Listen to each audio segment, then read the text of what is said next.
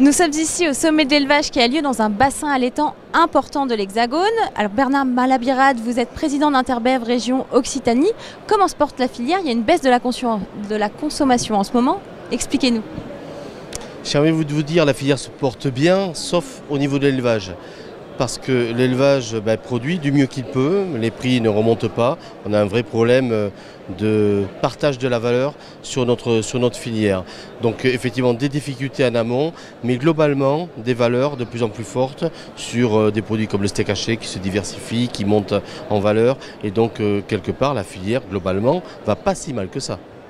Et la baisse de la consommation, est-ce que la filière la prend en compte? Est-ce que les élevages changent? C'est une vraie réalité. La baisse de consommation, une érosion de 2% par an depuis de nombreuses années qui a tendance à s'accentuer aujourd'hui, et c'est vrai que les attaques qui sont portées sur cette filière, sur la production de viande, impactent aujourd'hui l'opinion. C'est pour ça que nous amenons des réponses au travers du pacte d'engagement sociétal de la part des éleveurs, des réponses sur les questions qui préoccupent le grand public, l'environnement, le bien-être animal. Le système d'élevage français a plein de ressources et plein de valeurs sociétales très positives.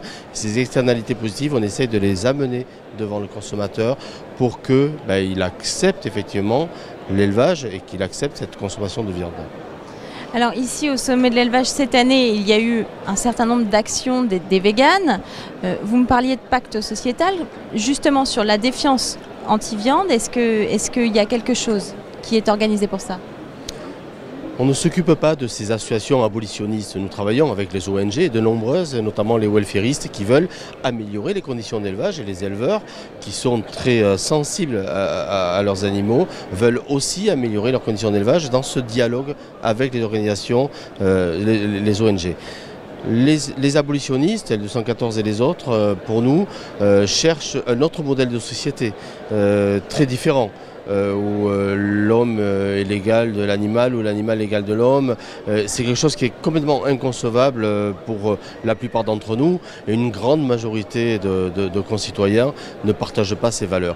Mais ils sont aujourd'hui intrusifs et ils viennent quelque part nous violer dans nos concepts, dans nos manières de vivre. Et ça, c'est pas normal, ça s'appelle du non-respect.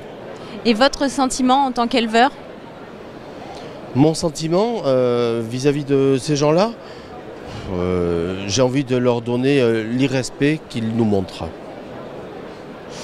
Dernière question, en ce moment on entend beaucoup parler du CETA et du Mercosur. Finalement, quel est le pire? Dans ce contexte que l'on vient de constater de baisse de consommation, il est évident que des accords comme ceux-là, qui bafouent l'élevage français, mais l'élevage européen, qui bafouent aussi l'engagement qu'on est en train de prendre, l'engagement sociétal vis-à-vis de nos consommateurs, sur les pas d'hormones, des systèmes environnementaux vertueux, eh bien tout ça, on sait que là-bas, ça n'existe pas.